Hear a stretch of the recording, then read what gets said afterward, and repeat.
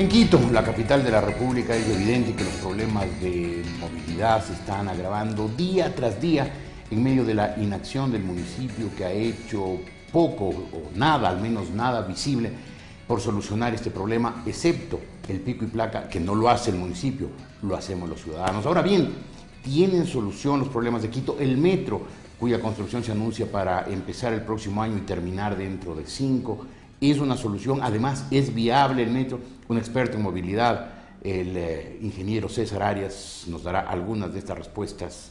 Ingeniero, ¿cómo está usted? Buenas tardes. Buenas tardes, señor López. Empecemos por el tema del metro. ¿Viable, posible, necesario, oportuno? A ver, el metro comenzó a funcionar allá por los años 1800, ¿no?, en Inglaterra. Y de hecho ha sido un elemento fundamental en la movilización de las ciudades, especialmente de las grandes ciudades. Claro. Durante los años 80 en Latinoamérica hubo una fiebre de metros y se construyeron los metros especialmente de México, de Sao Paulo, el de Caracas, el de Santiago. Pero luego un poco ha decaído esta popularidad del metro porque han surgido los nuevos sistemas que se llaman BRT, que en inglés es, lo que quiere decir es un sistema de transporte rápido por buses, porque el tema del metro fundamentalmente, que es un obstáculo, es el tema del costo. Entonces, los países en vías de desarrollo, no somos los países industrializados que disponemos de grandes recursos, pues han buscado soluciones que sean más accesibles a la economía, que sean más adaptadas al sistema social, porque el tema del transporte tiene que ver con el tema social. En el caso de las sociedades, por ejemplo, latinoamericanas o del tercer mundo, la gran mayoría va en transporte público y el tema de subsidios al transporte público es gravísimo. O sea, lo que usted me está diciendo, que en este momento sería inoportuno construir un metro en Quito porque hoy ya se buscan otras soluciones. A mí me parece que hay alternativas de solución que no son el metro. Concretamente para Quito, ¿hoy cuál? Por ejemplo, del estudio de factibilidad, y está muy bien que se haya hecho el estudio de factibilidad, el estudio de factibilidad dice que el metro transportaría 377,000 pasajeros por día. Si nosotros vemos el trolebús, al que no se le ha puesto un tarro de pintura desde que fue inaugurado, está transportando 260,000, es decir, lo que ganaríamos es unos 100,000 pasajeros diarios. Y si es que al trolebús se le hacen los cambios y las mejoras que estaban previstas, como por ejemplo que funcione con convoy de troles, para que en vez de 180 pasajeros se pueda transportar 360 pasajeros, o poner troles biarticulados, automáticamente duplicaría la capacidad, entonces estamos hablando de unos 500,000 pasajeros día. Entonces, y la inversión que se necesitaría para mejorar el trole no es más de $200 millones. ¿Y cuánto costaría en cambio un metro? El metro está previsto en 1.400 millones de dólares.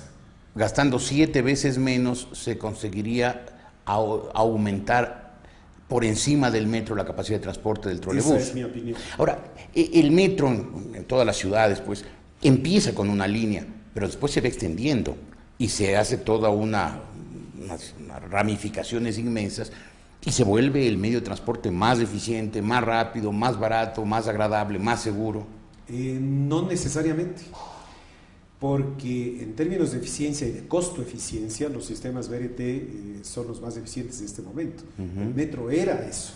El metro tiene primero una vía designada, o sea, tiene el derecho de vía. Ahí nadie le interrumpe al metro, porque va en el túnel. ¿Qué es lo que tiene el trole? O pretende tener, y ese es el problema que deberíamos solucionar.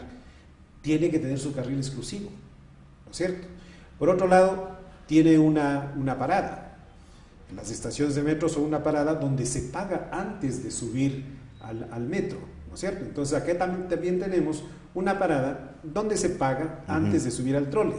Y el otro elemento es el acceso a nivel, para que no haya este problema del cobrador, etcétera, ¿no es cierto? Entonces aquí usted tiene una capacidad de aproximadamente en cada puerta 2 personas por segundo en embarque o desembarque. Lo que usted me está diciendo, ingeniero, entonces, que este momento, en vez de un metro, como está planificando el municipio de Quito, lógico sería ampliar el trolebús. A mí me parece que sí. A mí me parece que sí. Esa ampliación permitiría después sucesivas ampliaciones, porque eso sí permitiría el metro. Una vez teniendo la primera línea se puede seguir haciendo ramales. Lo mismo que se hace con el metro se puede hacer en superficie. No hay nada que se pueda hacer debajo de tierra que no se pueda hacer sobre la tierra. Sí, pero entonces, es que por debajo de la tierra no se molesta al tráfico automotor. Es que ese es el tema fundamental. Esto de molestar al tráfico automotor. Porque lo que pasa es que uno tiene que funcionar en términos de equidad del uso del espacio público. Aquí el 30% de las personas ocupan más del 80, el 90% del espacio público, dejando el 10 o 20% a las personas que van en bus, lo que es absolutamente inequitativo. Ahora, el modelo de una persona con un vehículo es un modelo que no llega a ningún lado, porque el tema de la movilización en vehículos particulares es un tema económico. Claro. Pero usted era hace, no sé, 20 años partidario del metro y decía que ¿usted no decía que había que el trolebús era el antecedente para un metro? ¿No era esa la teoría para un tren de superficie? Ah, de tren de superficie. ¿Y hoy no sería lógico, en vez de buses, un tren de superficie? Podría ser una alternativa, mucho más barata. Por la misma vía del trole. Por la misma vía del trole, más aún se dejaron ya las estaciones, las subestaciones, con una potencia de 700 voltios. Entonces se puede conectar directamente el tren. Esa era la idea.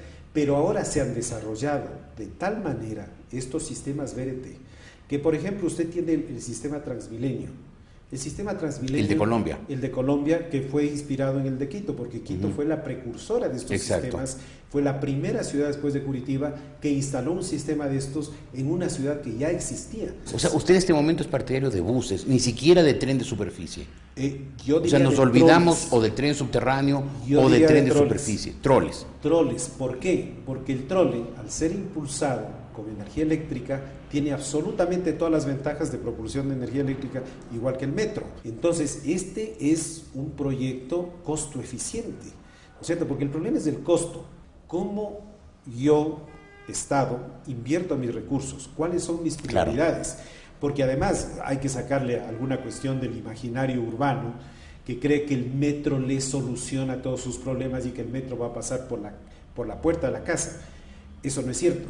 Va a servir aproximadamente al 15% de los habitantes de Quito, de los que utilizan transporte público. Ingeniero, usted es un reconocido experto en el tema de movilidad. ¿Ha sido consultado por el municipio de Quito últimamente sobre este tema? Sobre este tema no, porque yo he tenido siempre mi visión de que primero el problema de transporte es un gran problema de gerenciamiento. Para hacer funcionar el sistema de transporte hay que tener un gran equipo de alta gerencia. Es decir, ¿usted no ha podido decirle al alcalde de Quito su opinión como experto en el tema? Yo le he dicho al señor alcalde mi opinión. ¿Y qué le ha dicho él? Inclusive cuando él estuvo de candidato a alcalde. Él tiene su idea de que el metro va a consolidar la ciudad, que un poco lo que siempre se esgrime de que Quito necesita un metro para seguir subiendo como ciudad. Ahora, si es que estamos resolviendo el problema al 15% de la población, significa que el 85% de la gente va a seguir en el mismo problema, ¿no es cierto? Entonces, no estamos resolviendo el tema del transporte de la ciudad. Por otro lado, nosotros tenemos que considerar que en el planteamiento hecho por el municipio, las paradas están ubicadas a 1.5 kilómetros. Si consideramos el metro versus trole, el trole tiene paradas cada 450 metros. Eso significa que es mucho más accesible a la gente. Pero se supone que el metro incluye una serie de buses, alimentadores, y muchos de ellos pueden llevar a la parada del metro. Siempre que el acceso sea directo, porque hay un concepto que es el del viaje negativo. Tiene razón. El del viaje negativo, las personas normalmente nos rehusamos a realizar lo que denominamos el viaje negativo, es decir, ir hacia atrás para volver. Entonces, si yo estoy en la Universidad Católica y quiero irme al Estadio Olímpico, no me voy a ir a tomar el metro, voy a tomar la ecovía probablemente por la 6 de diciembre porque es un viaje directo, ¿no es cierto? Y lo mismo en otros sectores de la ciudad. Hasta el día en que haya otro ramal del metro por debajo de la 6 de diciembre. Entonces aquí viene el tema de que no resolvemos con 1.400 millones, sino que tenemos que multiplicar eso por 10. Entonces ahí viene el otro tema del Estado como priorizador del gasto. Me interesa a mí darle un Mercedes-Benz al 15% de las personas de Quito en detrimento de agua potable, de educación, de todas las necesidades básicas que no están satisfechas, la salud, por ejemplo. Hoy mismo se necesita dinero para la salud. Entonces, este es un tema no de que si es factible o no, es lo mismo que una familia. Sí, no es un problema si es factible o no, sino si es la mejor inversión posible la mejor alternativa. o no. Ingeniero César Arias, un experto en movilidad. Seguimos con ustedes constantemente aquí en 24/7 por larepublica.es.